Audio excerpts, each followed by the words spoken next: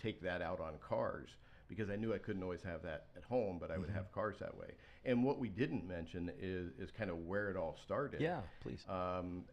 It started when I was racing BMX bikes back in the early 80s. Yeah, man. And I would always make sure that, my bike was always clean, it was spotless. And then I got into motorcycles. Hold on. Mongoose or Diamondback? Torquer. Here's the cool thing. If you come into my office last year, I built a replica of my race bike from 1981. Those damn things are expensive now. Oh yeah, they're expensive. Well, you got $5,000 in that fucking little BMX bike? Well, my wife might be watching, so I'd rather not say exactly how much it was. But I built a replica, and I have it in my office as a reminder of where the sickness What color started. is that? That's pretty cool. It's chrome. It's chrome with White all wheels? gold. Anodized. I love everything. It. That's sick. I want to see a picture. You have to send me a picture. I got pictures on my phone. I love that shit, man. I actually raced here at Hornets Nest Park when I was a kid. I was like 14, 13. I had a little AMA card. Yeah. It was awesome, man. Yeah. I traveled a lot. Sometimes we'd race 3 events on a weekend. Yeah, that's awesome. Just dove right into it. That's amazing. Good for you.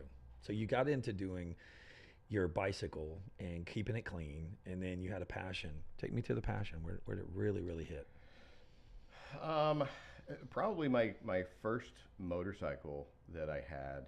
I really got into making sure it looked great. What kind of bike was it? Yamaha RZ350, which was the last 2-stroke street bike available in the United States. This was 1985. Those are dangerous. They're fun as hell, though. Dangerous bike. That was the first one. I was really proud of what I had. I want to keep it looking So great. What were you doing to detail it? Like waxing I was scratching the shit out of it. I didn't know what I was doing. I knew I liked it clean, but everything was clean. Everything looked fantastic. It wasn't until the 2000s when I got into doing, really learning paint correction and stuff. And that is when I really went crazy with it. Walk me through a paint correction. Like if you look at a paint, is there a certain thing that you're looking for? You have meters and lights that you're looking at in the paint that has distortion, and you say, okay, this one's going to be a stage 2, stage 3. What process do you determine by looking at the paint, doing your analysis to know what steps you need? Yeah, it really comes down to what the customer is looking for. It's the customer discussion right up front. What's wrong with the car? What do they want to accomplish out of it? I learned that the hard way in my early days. I remember the very first paying customer was a lady at work with my wife, brought her car over. I was going to charge her $150 to detail her car. In 2010? This is 2008 or so. Okay. And I went crazy on the car. I spent like 13 hours. And when she came to pick up the car, she said, "Oh, look how shiny my tires are." So I made the mistake. I didn't stop and ask what was important to her. So if you come in and you bring your truck in, I'm going to take a look at it, evaluate where it's at, what are the problems, what kind of severity that we're dealing with, and then get an idea from you of where do you want to take it. You want this thing to look brand new or like brand new. This is what it's going to take. Then once we start on it, we've got a variety of technologies. I mean, we're one of the few detailers in the country that have what's called a DOI meter. It's a distinctness of image meter. Really? And it will measure that, or specular reflectance, reflective image quality, gloss factors, and then I can do a bunch of before and after measurements, and I'll upload them to Excel spreadsheet, and then evaluate what's working. I might have 2 different processes I test, and I take the subjectivity out of it by looking at those numbers and tell me, okay, this is the better process for this car to get to that level. Bro. Ain't no backyard detailing now, man. No, Science. Well, most people in it, they just say, "Oh, yeah, looks great," and okay, or can I get these swirls out or not? Like, what's the most you've ever charged for a paint correction? Oh man, good question. It's been a while. I don't know, probably $8,000 or so. Holy moly! 8,000 for a paint correction? Yeah. What kind Does that include anything else? Yeah, I'll go through the rest of the car at the same time. I mean, I won't go crazy. Does that include a ceramic or any sort of? No, that's extra. $8,000. Damn. These must be some really old, like really high end. Yeah, typically on stuff like that, it's going to be your old Ferraris, 288 GTOs. Well, F40s. I mean, that's worth it. Yeah. When you get into that, when you get into a $750,000 to a $1.5 million car, well. Yeah, no question. Yeah, you're not going to do that on a Accord or something. Right. Those people aren't looking for that level, nor are the cars that complex. Those older cars, you charge more for them because it's also based off of what the skill set is, what your knowledge level is on that car, knowing the history of them. You beat me to it. That was going to be the question I asked. So when you hit somebody with that, it's going to be $8,000 to restore. Let's just say somebody comes in with an older 57 Bel Air, and you say it's going to be $8,000. Somebody gets taken aback, goes, "That's expensive," or that's too much. Because I love that response, because it's an immediate response. Everybody gives that response because everybody thinks that that's the response that gets them out of answering another question. What do you respond with to add value to that number? Well, I mean, if that's too much, what's too little? What do you want to accomplish with it? Do you want to? I want the tires shiny. Yeah. Do you want to? That'll only be $1,000. Do you want to maintain the originality of the paint? Is it something that has been restored at some point? You want to go in and have it properly repainted. That's true. That's going to $50,000-$60,000. You ever been to California? What is it? One of one? No. Michael, what's that place that you go to where you did some videos up in Pebble Beach? Pebble Beach. Yes. You been there? Yeah. I want to. Micah go keeps so bad. telling. Well, let's go. Yeah, I was there It's in August. Yeah, I was there representing a customer, my first Ferrari customer. Yeah. The very first Ferrari I worked on was a 288 GTO. Whoa. So no pressure on that one. $1 million car back then. But Boxer engine. yeah, he had gone through restoration for about 5 years. An old 52, I believe it was, Ferrari, and he set up a deal with somebody there in Monterey for us to work out of the garage. It had already been worked on before, but had been through some shows. So we went up, worked out on some stranger's garage, getting this car ready, and then get it down on the field. And then I was there with it the entire weekend. It's a really crazy show. Yeah. It is. If you're a car lover, that's the mecca of cars, right? Yeah. That's the one the bucket list trip for me. Yeah, that's a good one in Cavallino down in was that Palm Beach, West Palm Beach in Florida in January. That is the largest Ferrari show there is. So when you went from working in a little garage at a Ferrari, it was a Ferrari restoration shop? Yeah. Okay, so you got your first shop. What the hell did you do for marketing in 2010, 11, 12? Like really, what did you do for marketing? Yeah, great question. Before that, I had started writing a lot of articles and a lot of blog articles, and back when forums were a big thing. And he's a fucking writer, man. I would go in and fully document the process from start to finish, write a huge article to go along with it. And that's what got me. One of my big first breaks was I was contacted by Auto Week magazine, and this was back in I think 2009. And they wanted to do an article about some of the top detailers in the country. And the way they found out about that was from an article or a forum post that I did about this 1968 Porsche 912. And then when it finally was done, there was only 9 detailers in the country that they talked about, with me being one of them as a part-time guy. So I knew at that time, it's like, I'm on to something big here. This is marketing gold. I have to run with this. So I did a lot of articles. I probably wrote 150 articles in the early days to get the word out there. Garrett, get on these articles, man. Let's go. Come on. Yeah, Are you still writing articles? Yeah, not like I used to. Is it for website blogs more now? Yeah, exactly. I do that, and then in all my spare time, I also write reviews of real high-end audio equipment. Equipment. Yeah. So he said something earlier. You just touched on something. Yep.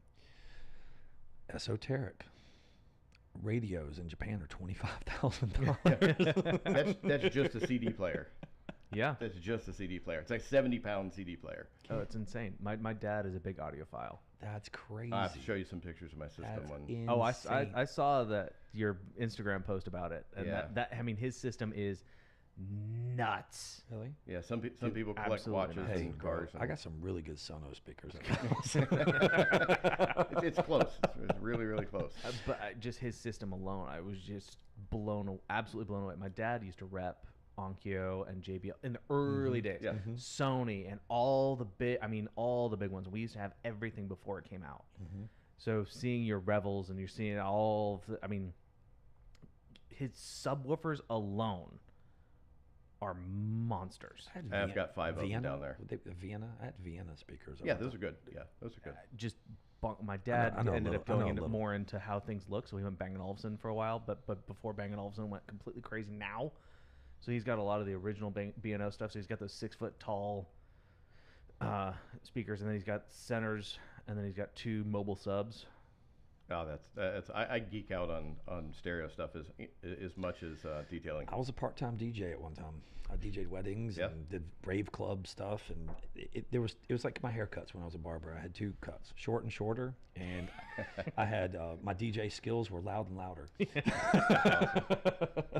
I can see Mike Burke up there.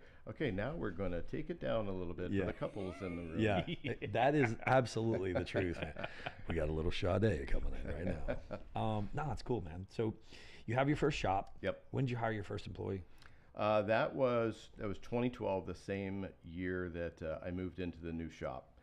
And what happened with that? I was like a lot of other business owners that say, only I can do the work. My name is on it. I'm the only person. I can't give up any of these responsibilities to somebody else. Well, then I had to have back surgery. Similar story. Yeah. This one's really gold. This is where, sorry, I'm working at the same time. No, it's all doing good. this. So this is quite interesting. So hips, back. I had back surgery too. That's right. You did have back surgery. There's Yeah. the reason why you had to have the hips done. Yeah, it was the most painful thing that I've ever gone through. And I had a guy come in and he wanted to apply for a job. And I said, yeah, I mean, you sound like a great guy. I don't need anybody. Well, he followed me on social media.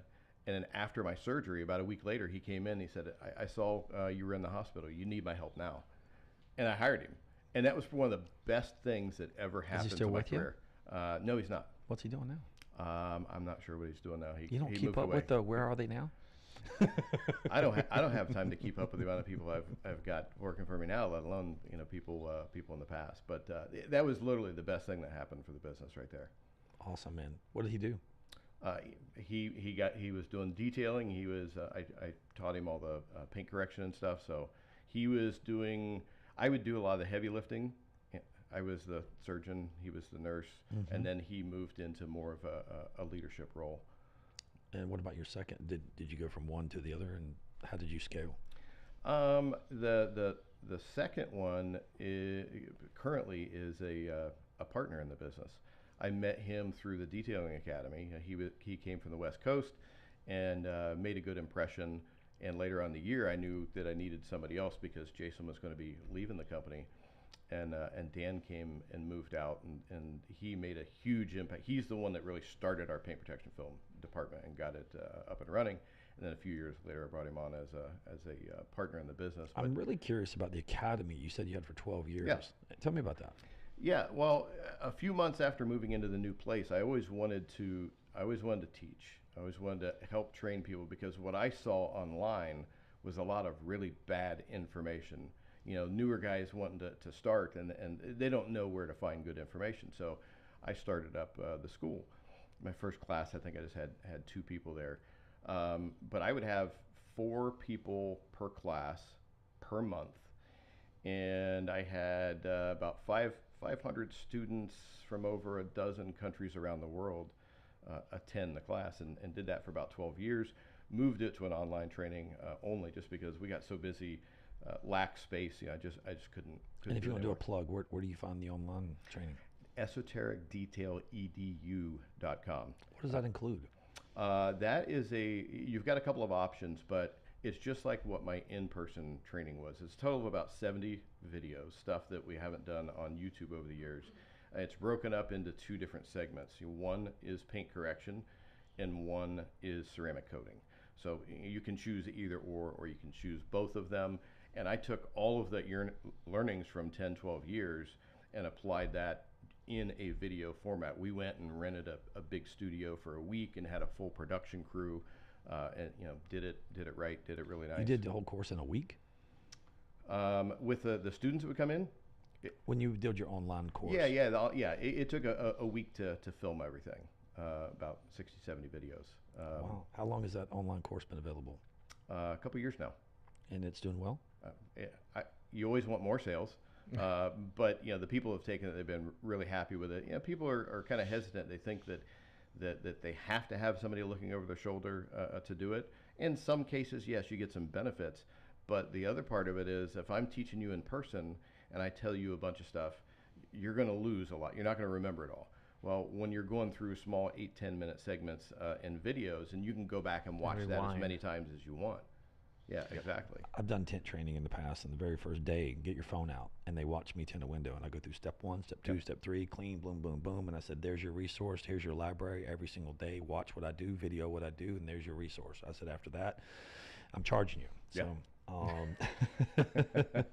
but yeah, training's cool, and you did that for 12 years, and the classes would range in price for how much? When I first started off, I think they were about $1,500, and towards the latter part of it, it was about $2,500 per person for a 3-day course on paint correction and ceramic coating. And it worked out well. I had a lot of people say, you're not charging enough for the amount of information that we're getting. I mean, he did write articles for news. I mean, what was it? Auto Week. Auto Week. Yeah, done that. The other big one I forgot to mention was a F40 article that I did. This was in 2010. I was still part-time, and I did this like 60 hours worth of work and crazy documentation. It got picked up by autoblog.com. Just went absolutely crazy. From there, I gained a lot of collector customers we'd fly off and do work for. But that customer, that F40 customer, he was a young guy, maybe 40 years old at the time, had a dozen Ferraris, self-made guy. And I was like, Chad, I'm thinking about going full-time, quitting this 22-year career, going full-time. And he's the one that told me, the only thing you're going to regret is you didn't do it sooner. So that car, that article, that individual, really cool. Changed so much stuff. What happened to your back? Disc went bad, and I think that was a lifelong sports, bicycle accidents, motorcycle accidents, soccer, wrestling, everything else. Living. It finally caught up with me. And when I was 40 years old, I turned 58 here in a couple of months, but when I was 40 years old, I decided to take up competitive ice speed skating. What? I'd never been on a pair of ice skates before in my life. And the very first time I'm out there, I'm holding on to the wall. Because I'd been taking my daughter, I've been watching, I was like, this reminds me of motorcycle, racing. I can do this. And then within, I completely absorbed it. I went to camps and, practicing 3 times a day. I had a former Olympian as a coach. And 2 years later, I qualified for and went to compete at nationals. I got my ass kicked by people who've been doing it all their lives, but I went and I made that happen. That's an accomplishment. What I'm hearing is when he says he's going to do something, he commits to it. Yeah, all the way. Yeah, I only know go big or go home. But going back to it, that was part of the back issues too, because the way you have to hold yourself in speed skating and stuff. So now you have 4 locations and 50 employees. Yeah. And you're doing car dealerships between paint protection, window tint. You said the majority of the business is mainly paint protection. Correct. And a lot of it's dealership work. Yeah.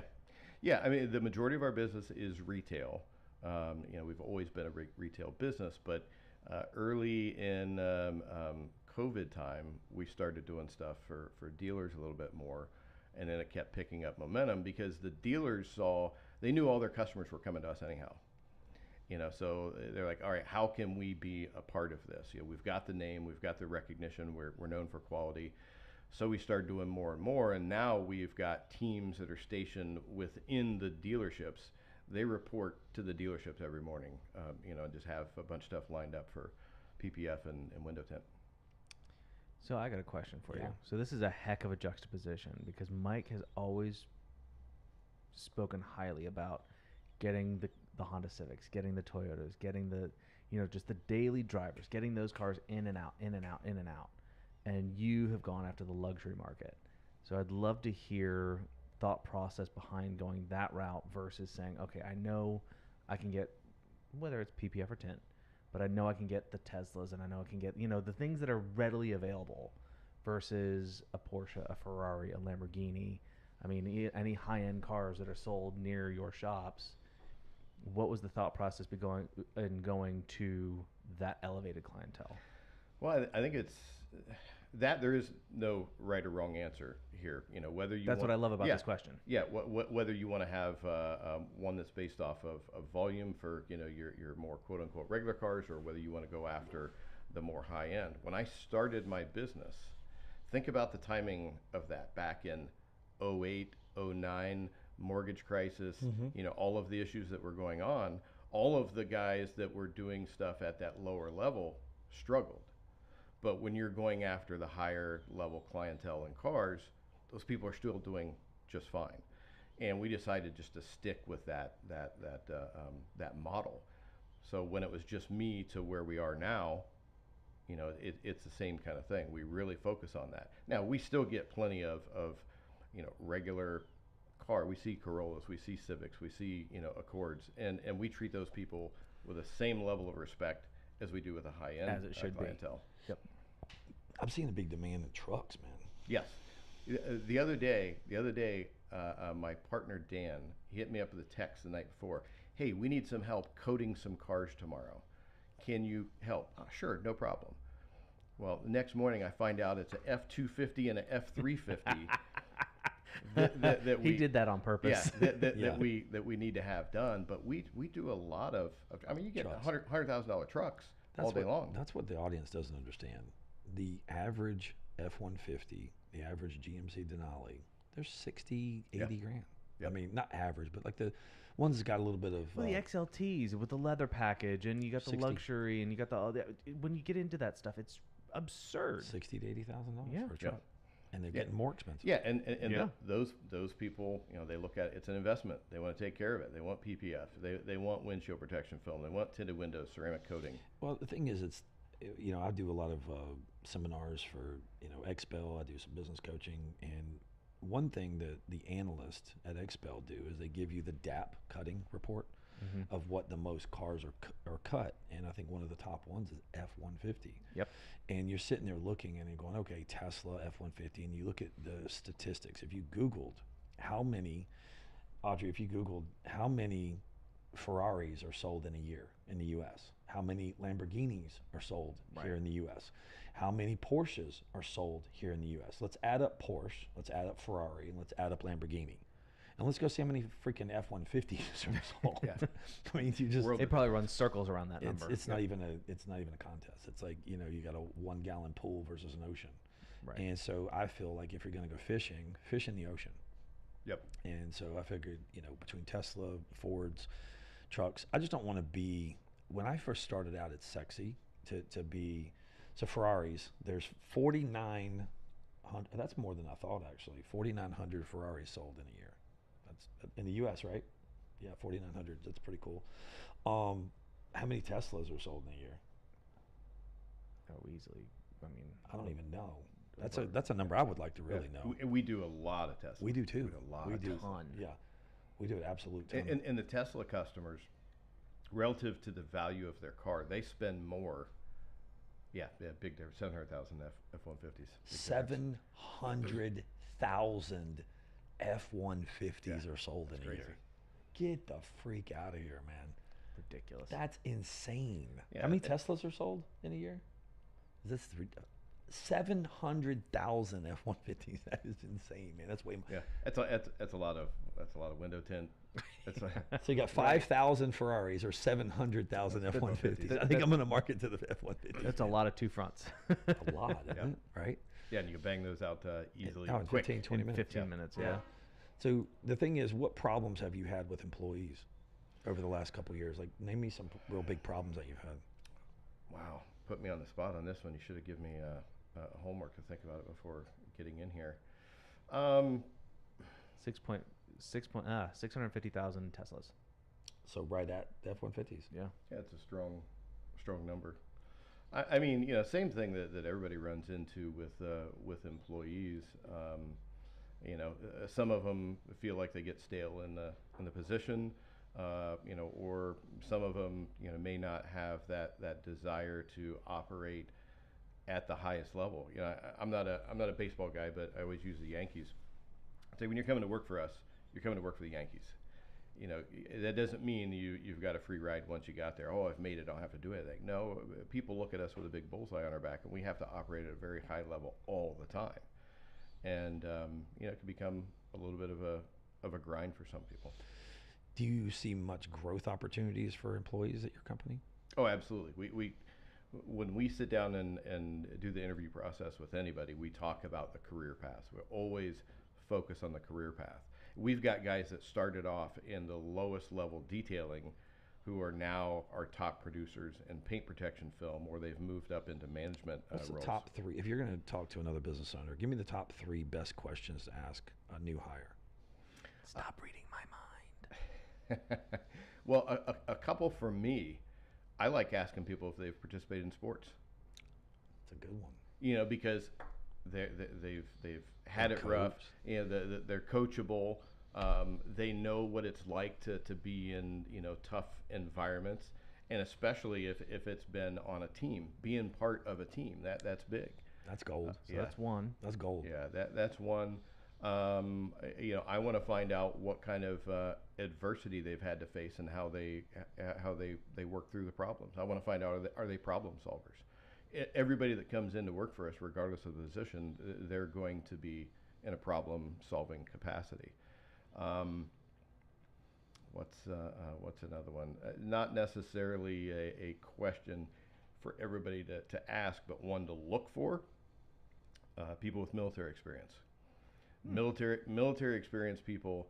I've never had a bad experience. I was in the military myself, so I'm a little bit jaded, but I've always had great employees, both on the motorcycle side of things and on the detailing side of things. I've had great experience with ex-military. They're motivated. They don't need somebody to tell them what to do all the time.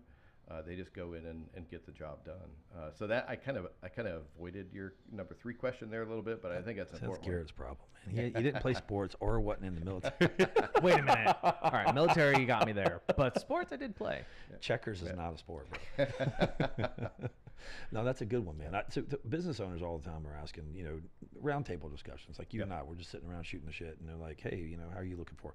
One of mine is, do you drink energy drinks, or coffee, or 5 Hour? When I was in the restaurant business years ago in high school, you know, anyone that's ever cooked or did anything where there's high volume, there's that 7 to 9 window where you like steaks are everywhere, tickets are going everywhere, and it's chaos and it's mad. You have to do something to rise up, you know, and sometimes you need a supplement, like, you know, shot of coffee or, you know, Coke, you know, hey, when you need a sugar rush or something. And if someone says they don't drink coffee, 5 Hour Energy, or energy drinks, it's not that I care that they drink them. It's I care that they would want to drink one when it's time to go, hey, man, I need 5th gear right now. And can I get the next 2 hours of like step it up a little bit? So that's one thing I was looking for one time. That's interesting. Never thought about it that way before. Can you do something to put in your body to give me? It's almost like, do you have that secret NOS button? That is a legal substance. Let's put a caveat in here. Well, that brings up a story, if you don't mind me sharing. Yeah, absolutely. We in the early days we had to outsource. You know, we outsourced PPF at the very beginning. We outsourced a window tint as well. And this was back when, you know, we were still a small company, and we had a guy coming in doing our window tint, and I went home, and my guys Dan and Zach, they called me up and said, I think we have a problem. Well, what do you mean? Well, I think the guy that's doing our window tinting is shooting up in our bathroom. We were in there and found, you know, bloody stuff, and he got the name Power Up after that. You know, he didn't work for us anymore, but we just called him Power Up because that's what he was in doing, powering up, which made me think of the coffee or the 5 Hour Energy. And then I remember talking to the guy who ran the company that he worked for. He's like, oh yeah, well, you know, he's on probation. He did some time. You know, had heroin problems. Like, you're sending him into our business around these level of cars and stuff, and the guy's shooting up at my bathroom, and you think it's okay? You went in house after that. Yeah, we went in house after that one. That was and he was not on the higher list, I'm sure. No, No, not in the least bit. But he did have a way of powering up. It's just not, I'd rather it be 5 Energy or some coffee. Yeah, that's awesome. Any other nightmare stories like that? Ooh, nightmare stories. There's always nightmare stories.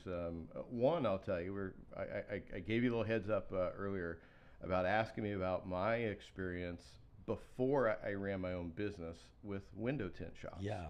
And this is one of the motivators I had to go out and start my own business. So, early 2000s, company one, I went to have my windows tinted, pick the car up, get home, and I found all of the trimmings from the tint were in the back seat. It didn't even bother cleaning anything up. So, okay, that was strike one. So the next place I went into, tinted the windows. I waited for it to be done. It was wintertime, so the car was covered in salt and everything else. Well, when they were finished with it, there were just big, nasty streaks all down my car from the solutions applying the tint, but they didn't even bother rinsing it off or doing everything. I mean, it was horrible. And then the final one, I went. Somebody said, "Oh, you got to go see this guy," and I walk in, and their showroom or entryway was about as big as a closet, and literally in the corner, about 6 inches high, was a pile of dead bugs in there. And this is how these people are, living every day or having customers coming in. And I still see some nice cars in there. I'm thinking, there's no way, A, I'm ever going to come back, or B, would ever want to send my wife into a place like that to have things done. And at first I just thought, well, that's just the way window tinters must operate this way.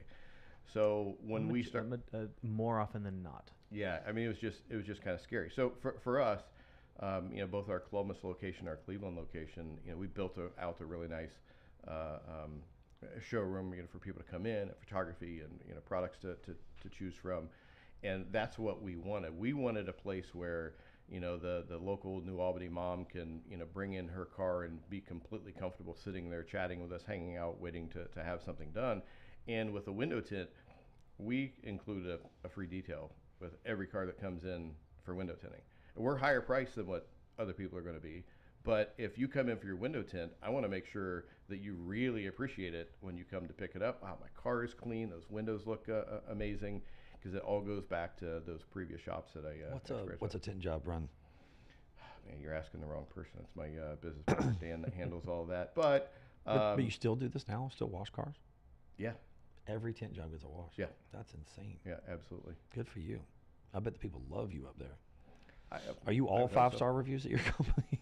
No, I mean, we've got some. We had one the other day that was a 1-star. We tried to figure out what was going on. He didn't say anything, and we looked through the system. We found out that we had just written an estimate for him. Yes. And Crickets didn't hear anything back, and he thought that he should put a 1-star review. We've had that happen multiple times. Yeah, people just don't like what they hear, and they give us a bad review. It's like, you didn't eat the food here, but your rate. Yeah. Or you do go above and beyond, and because they have one speck in the corner of their window that they're never going to ever see. Yeah. But it's important then. They didn't see the 35 bugs we had to get off the windshield. Or the tint that we had to fully remove that was fully just coming off in little pieces. Yeah. And we gave them a discount because we wanted to make sure, because they had a horrible experience. Mm-hmm. And then we're told, save your money, this place is too expensive for the work that they produce. Let me ask you this. The absurd. bigger you have gotten in your business, do you think the margins have gotten less? Oh, absolutely. Why is that? Why do you think the bigger you get, the less you make? I mean, margin-wise. Yeah, well, I mean, for one, you have more employees that have been longer. Their salaries and commissions and stuff go up over time. The cost of everything goes up. The building costs and everything go up. What you start off with may be completely different as you get bigger. You need more stuff. You need more equipment. You need a nicer facility. You need a couple of vans to be running around doing. You need more people in accounting and finance. You need. Do you think you're just constantly adding and not making any more revenue, like net revenue? Absolutely. How do you fix that? Downsize back to the size company we were before. Do you think companies are starting to think about doing that now? Absolutely, no question about it. Because if you sit down and look at it and say, let's see, I'm here now, and 3 years ago I was here, but I was actually making more money than I am here. Mm-hmm. You got to find that sweet spot. And sometimes you have to go beyond that sweet spot to learn where that is and then make some adjustments accordingly. I think a lot of businesses are now looking to do that. Yeah. Some are doing it too late.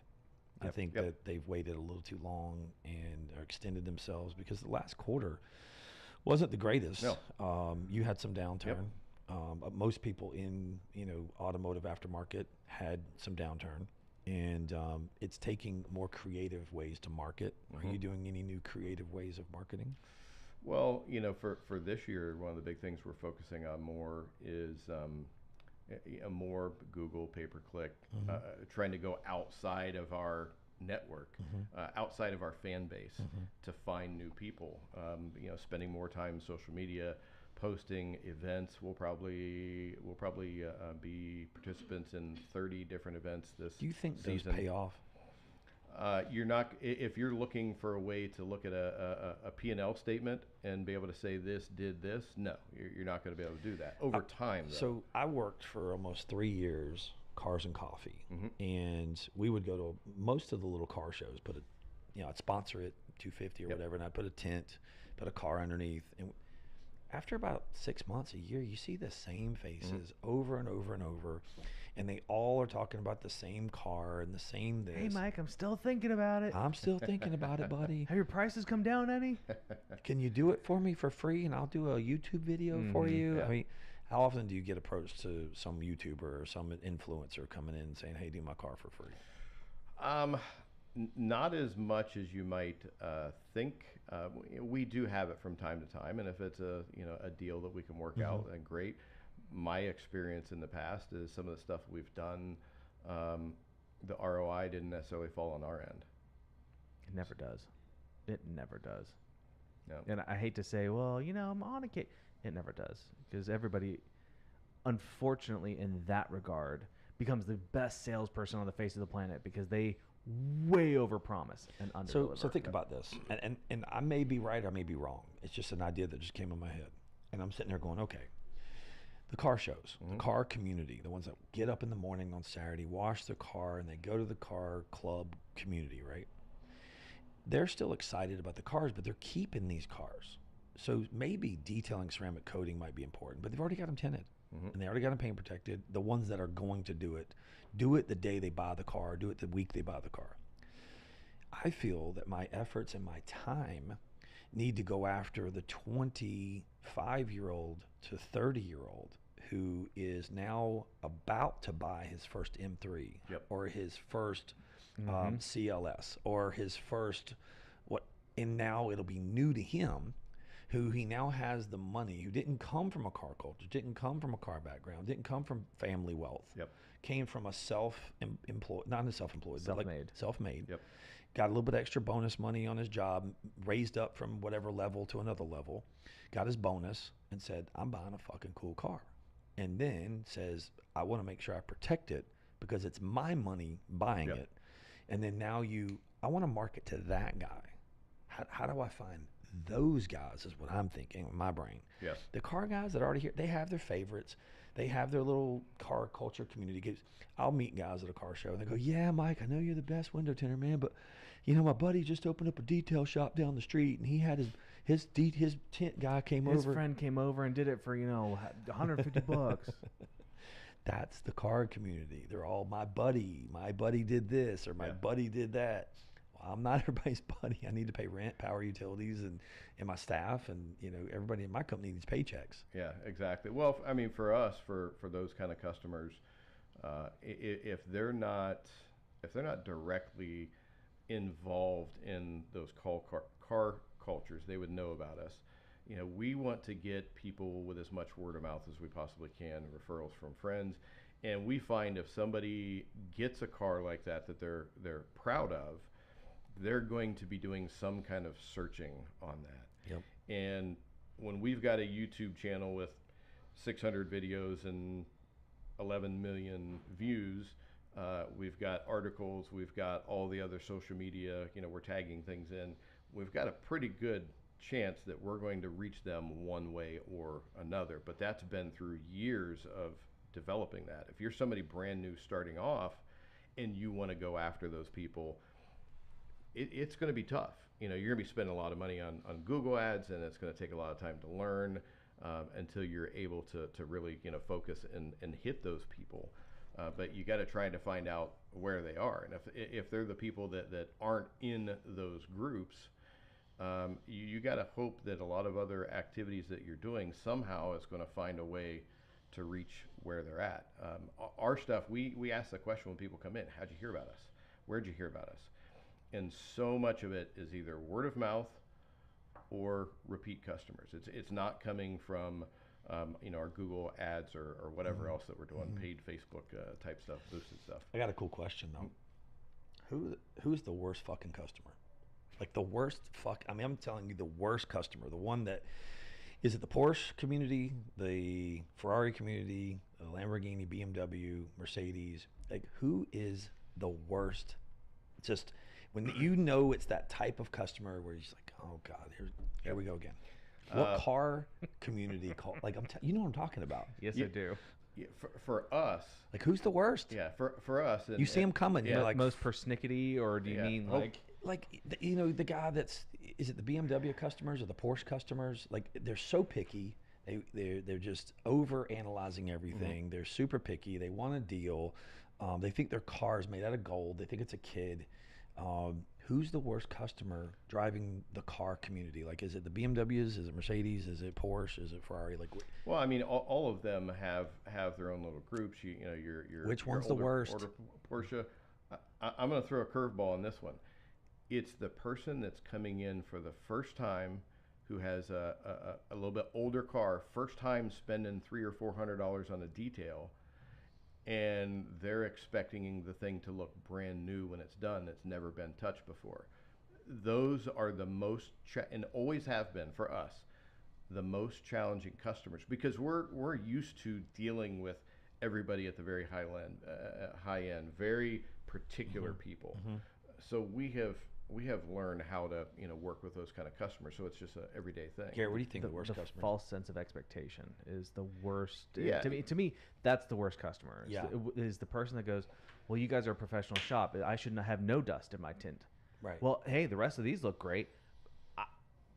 I don't have a hermetically sealed environment. I don't have recycled air that I can say, you know what? And we're all wearing dust-proof clothing and things that. Things happen, but if you want me to redo this one window because these two specks of dust that are in the corner, I said I can't guarantee that you're not going to have something right here dead center. I said so I can only do so much. It's those that expect because they're spending more that they're going to get perfection, and that is the worst. To me, that's the worst customer, and it happens more often than not. What car are they driving? Oh, Mike, I can't answer that. Me. I deal with everybody and anybody. It's everybody. There's no specific. The one that I know when I get an inquiry, that actually, whenever I see this car come up, I know that if I get the inquiry, they're never going to book. Is a Ford Fusion. So there's your answer. The Ford Fusion. So any single time I get an inquiry with a Ford Fusion, I'll send them, I'll go through everything, ask them all the questions, and they go, they're so excited. And I send them, oh, thanks for your time. Yeah, they want it for one. They want the 189. They want that buddy special. Yeah, they want that buddy special. Yeah. But just to, for tint, paint protection, or for tint, it's the Ford Fusion. I know they're never going to come in. What's the biggest mistake in your operation that cost you the most? Let's see here. Very early on, had an issue with a customer's car, and it happened during my downtime with my back surgery. And instead of just saying, hey, I want you to feel good about this, here's whatever, $500 back on it or whatever, I thought it was better to be right in the situation. And that turned out to be an ugly deal. That moving forward, something comes up, we're always going to do the right thing. We're always going to take care of it. For instance, we had a Ferrari customer that we did a lot of work on, paint correction, paint protection film, ceramic coatings, wheel coating, and his wheels were like this matte black factory finish. And he was convinced that our ceramic coating turned them blue. So I took the wheel. I said, no, all it does is add like a darkening effect to it. It's not going to turn them blue. I said, let me take the wheel weights off. I'll take a picture, and you'll see a light outline, where the wheel weight was. It's going to be darker around it. Well, I use my macro lens, and in it you can see blue, purple, gold, and green metallic flakes in there. So I said, here you go. Here's the proof right here. It didn't do that. It just darkened it. If anything, it just accentuated the colors that were already in there. And he said, well, that doesn't mean anything. My wheels are blue. I spent $10,000 to buy him a new set of wheels for his car, because what was the cost going to be if I fought it? And then he went on to Ferrari Chat to bash us. You looked at the future implicated costs. Absolutely. You have to Did you keep the wheels? Yeah, I kept the wheels. I would have too. And then I had them refinished and sold them to another customer. Smart. There you go. But so you weren't out $10,000. I was out $7,500, but still, you set a wheels like that, you're not going to get your dollars back on it. But that's why you don't work on high-end cars, man. Oh, your Ford Tempo. Oh, Fusion. I'm sorry, Ford Fusion. Yeah. Oh. Yeah, you're probably not going to have to replace $10,000 set of wheels on a Ford Fusion. Car wasn't even $10,000. Yeah. That was a tough one, but I learned the lesson on the first one. It's like I'm not even going to go through that fight again. So if you were to go ahead, sorry. No, go ahead. No. Sorry, this is highly entertaining for me because I go through this all the time. Did you ask for anything in taking care of it? Because that is, when I say above and beyond, that is going way, because that was a detail, that was probably a high dollar ticket, right? Yep. But 10,000, I'm sure, was more than the ticket. It wasn't more than the ticket, but it was a very large percentage of it. So that is, when I say going above and beyond, that is very esoteric. It is, that is an above and beyond level of above and beyond. Did he say, thank you so much? Was it just like, oh, this is what it was expected? No, he was super appreciative that we did that. Did you ceramic coat the new ones? No, I didn't. No, because by that time his car went back to, he was from another state, and the car went back to his dealership. Dealership handled the whole thing. Gotcha. I made it as seamless as possible. I paid the dealership to put them on, do everything. Would you open up a new business today? Like if you were to open up now and say, hey, I'm going to open up a business right now from scratch, not with the experience that you have now, but would you leave your job that you were doing before and come and do what you're doing in 2025? Probably not. Why? Probably not. Well, because back then there weren't people that were doing the high end work. There weren't people that had the super nice facilities and all that. Now they're a dime a dozen. Back in the day, I was like, okay, I had maybe two other people in Columbus, a city of 1.5 million people, and now you can Google it and it's like, I've never even heard of these 20 people that are here. There's so much more competition, because I wouldn't want to jump in it just to be somebody else. So if you were going to start in the PPF and tent and detailing business and start in it right now, you would probably say don't do it. That would be my first answer, but if somebody go to work, if you really want to do it, go to work for someone. Yeah. That's already doing it. Yeah. It's trust me, it's way easier. We've had a couple of people over the years decide they wanted to go and start their own business after working for us. And how did you handle that? I cried like a baby, and no, it was tough. I mean, it was really tough. But they quickly found out running a business is not easy. I welcome it. Like, I so encourage it. I tell all my guys, man, get a loan. Go get a loan, take a second mortgage on your house, and go get a building. Do it right. Absolutely. I will be your biggest fan. I will be over there like, and if they make it and they come sit at the table 2 or 3 years later, I'll congratulate them. Yeah. I'll be like, bro, hats off to you. Yeah. Because you earned it. I mean, it's like we were talking when we had Shaq on. Yep. How many freaking people play at college football and then make it to the NFL? It's still 2.9%, I think. 1.9%. 1.9%. So out of 700,000, what was it, 700,000? Crazy. 700,000 people, 1.9% make it to the NFL. So to sit at a table with someone that's been doing it like for yourself many, many years, who's very successful, sitting with my table, like sitting with me, and somebody's made it. They go, oh, Mike, I'm a big fan. Dude, I'm a big fan of you. What are you talking about? You made it. Like, you're still in business. You have employees. You're paying rent. And you've been doing it for 10 years. Congratulations. Like, congratulations. You did it. Yep. You're still open. Audrey and I ran some numbers the other day, honey. I don't know what the numbers are. You can Google them in. But how many businesses fail? I don't know what percentage was, but so That's many huge. businesses fail within 5 years. Correct. Within 5 years, Correct. it was like astronaut was like 80% or something. It was a huge number. So I did a post in one of the forums, and I said, I don't even know exactly what I said. It was more like, quit being so hard on yourself.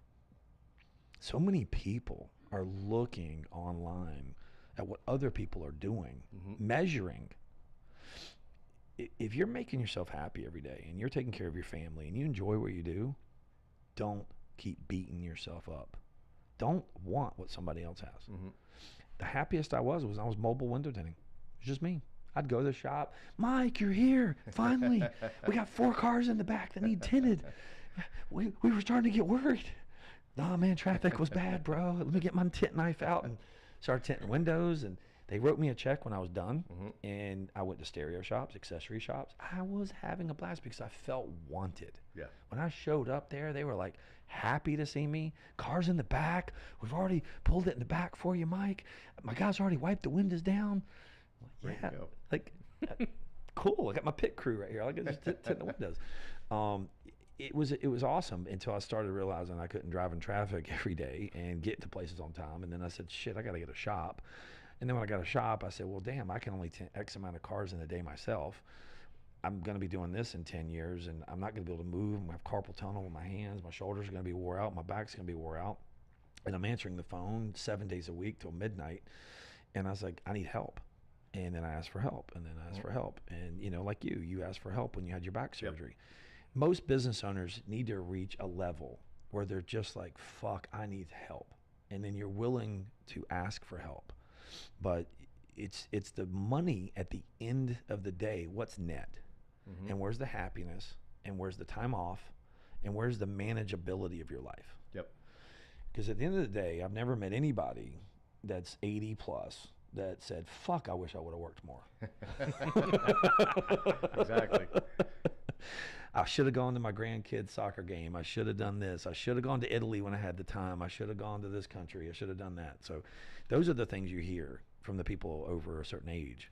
Yeah, well, you know, an example of that is, unfortunately, this past fall, I lost my brother, who's only a couple years older than me, with heart failure. And when we were at the hospital gathering my sisters and stuff, I realized that I'd been missing so much of my family, my immediate family, of what they're doing, what their kids are doing.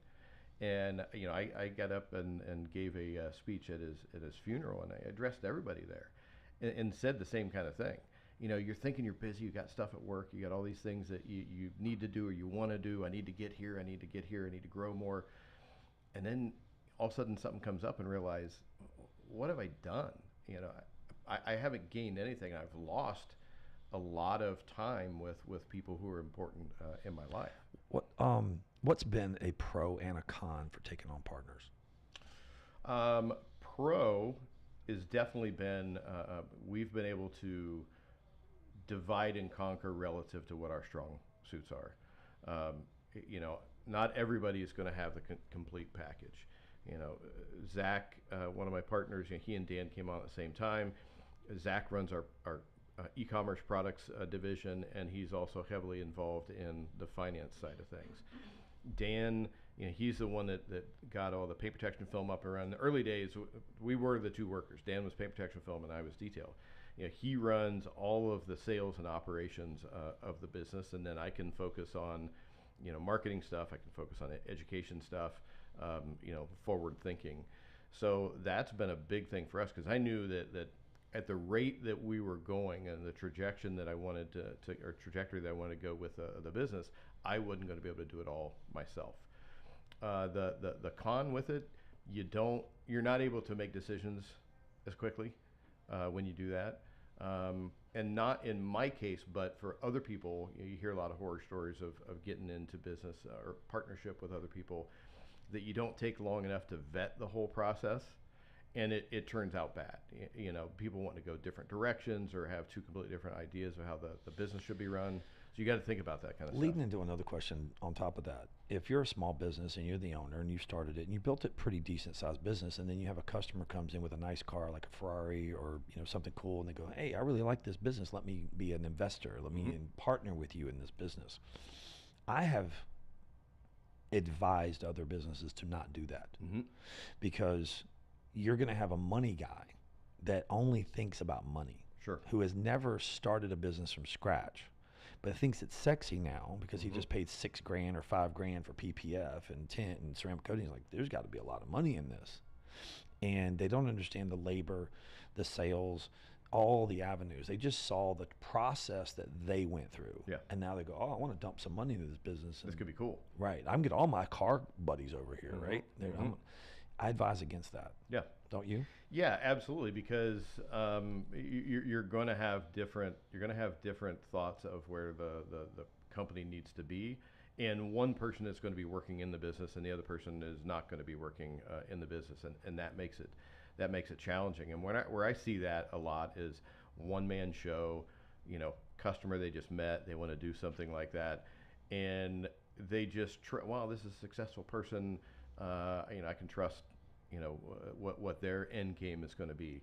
And unless you sit down, then you spend a lot of money with lawyers to go through all of the operating agreement, and you lay things out specifically, somebody's going to get hurt in that situation. Not all the time, but I've seen it happen with a lot of people. A lot of students that I've taught over the years, they come back and they tell me some of the horror stories of some of the things that's happened to them, and you hate to hear about that. For me, it worked out a little bit different. The gentleman with the F40 that I was telling you about, where we had the nice Autoblog article, he said he wanted to, help get things started. He put some money in. Okay, great. We got things up and going. A couple years later, I bought him out. Like once he kind of saw that it was going to be fine on our own. I bought him out, and then he just stayed on as a customer with I think there's a huge educational difference. You have a worker bee that probably didn't go to college and just kind of made it a hard knocks kind of living, and then kind of scaled and got some good connections. And then you got a really educated person who comes from the business side who's going to bring the lawyers and bring the things, and the other guy's not going to read all the fine print, and he's going to get screwed, in my opinion. But no question about it. If there is malicious intent, that would happen. I don't think anyone starts off with malicious intent. I think what happens is guys put money in, and they don't value the sweat equity that the person put in before. The guy's got 10 years of sweat equity and started out with $5. It doesn't matter. He built the brick and mortar business, the reputation, the Googles, the website, employees, and this guy comes in and he thinks he's worth more because he's bringing in the money, and he now equals the value. But the value is the sweat equity and the relationships and the things that this guy did, and that's a lot of value. Yeah. But to a money guy, he only sees the assets and what's on the return and the P&L and what are my return on investment, blah blah blah blah, and he starts talking numbers, and because he only cares about numbers. And this is one of the things I do in coaching. It's like you have to look at every person in your life as an investment. Your parents, your mom, your sister, your kids, your time, the people you spend time with are investments. So you're either getting a return or you're not. So quit wasting time with people that aren't giving you a return on your investment. And what I see is a lot of people in these chat rooms and forums, I'm like, I don't care what another tent shop in fucking California cares about me. They're not putting money in my pocket. Correct. I want to advertise and appeal and spend time on the internet marketing to people who are going to come to my shop and spend money with me locally. So going on these forums and chat rooms and trying to be popular, what is going on? Just a bunch of stupidity, a bunch of idiots. In my opinion, they're trying to be popular amongst a group of people. Like forums used to be informative, hence forum. Right. It used to be informative. Right. And now it's gotten to I'm going to call it a bitch fest. It's about who's done what wrong, how they're more right, blah, blah, blah, blah, blah. But back to the business. For partners, I always believe there are two things. There's someone that works on the business and someone who works in. The person who works in and on can work together, but you have to have that differentiation. If I you are agree. constantly the person that's working on the business, that's great. You're growing. But you need to have somebody that can work in the business to help you grow, and vice versa. Yeah, and I think that just goes into the vetting process and really understanding who's going to do what, finding who's got which skill sets that can add to the business in a positive manner. If I'm going into business with Mike, and he's a great numbers guy, and I'm not, which I'm not, but I want to make sure that I'm working with Mike to ensure that the numbers are right and he's giving me the kind of data that I need to be able to run my business. Right. That's a big part of it. But if you go into it unknowing, you have no idea who's got what kind of skill set, or you map out who's going to be responsible for what, that's when there's going to be a problem. I just tell everybody I have 0 skills. That way I can just hire everyone. I have 0 skills, so they won't ask me to do anything. I'm dumb. I don't know shit. You're the relationship guy. You know the guy that can get to that point. I watched a lot There's of a lot of value in I that. watched a lot of mob movies, and I learned a lot about making connections and knowing who to call Sure. and who to ask for and how to make. If you need this, I know this guy, and playing shuffleboard all day long is a way to make things happen. Audrey, my girlfriend, used to tell me all the time. She goes, "I don't need to know anybody because you know everybody." Yeah. And if I know everybody, you know who to call to get something happen. Like Yep. if something's wrong, I know a guy, like instantly. Well, This is one of the most incredible things. Actually, I'll tell Mike that, hey, I've got this, and I can solve it, but I need help with, and he's like, oh, call this person. Got it right here. Yeah, I mean, that's been one of the great parts of our business over the years. We really took the time to get to know our customers well and build those relationships. So if I need something, whether it's medical, whether it's legal, whether it's finance, I've got somebody that I can go to and trust they're going to give me the right kind of Last information. question. We're going to wrap it up. Last question. How much did you start your business with?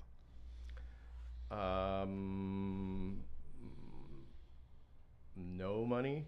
I mean, I He completely started out of his garage. No, not that one. That one, I don't consider that a business. That's a hobby. Okay. I'm talking about when When you he actually opened his started a shop. business, right? Yeah, Take a loan? $10,000. Did you take a loan out? No. Nope. Did not. I just got the essentials and I worked my way up. I knew it was going to take Did you a have bit of time. much money at the time? No. Nope. Did So- not. Here's the second part to that, and then Mike, you really can sign off. So you started off with 10 grand. What did you do last year In gross sales. I don't know if my partners want me to tell the How about exact a amount, range? but it was okay. Range 6 to 9 million. Okay. in a year? That's not too bad. That's okay. Very cool. I think I'm going to wrap up with this last statement. Honey, how many businesses in the U.S. do over $1 million in sales? I did do that in that forum when I was actually saying how many businesses make it after 5 years. It was also a statistic in there of how many businesses in the U.S. do over $1 million in sales. It was a very small percentage. Yep. Interesting. It was a very small percentage. Tiny. I was blown away. Do you know that number, hon? She's about to show it on the monitor. Well, I know that that $1 million range, when I first hit that, or when I first hit $100,000 in 1 month, it was like, holy crap! I can't believe. Now you look back at that and go, oh, Yeah, that's an average day. Yeah. Okay. What does that say? 9%. 9% what? 9% of businesses do over $1 million a year. 9%. That's crazy. So you're in the 1%. Wow, that's fantastic. Good job, bro. Learn something new today. Esoteric, the 1%er, baby. If you want to learn how to detail a car, ceramic coat a car, you want to go on to Esoteric Esoteric Detail edu.com. Unbelievable. 70 videos Yeah, that you can get educated on, and you can start detailing cars in your garage absolutely. and do it yourself and save you some money. There you go.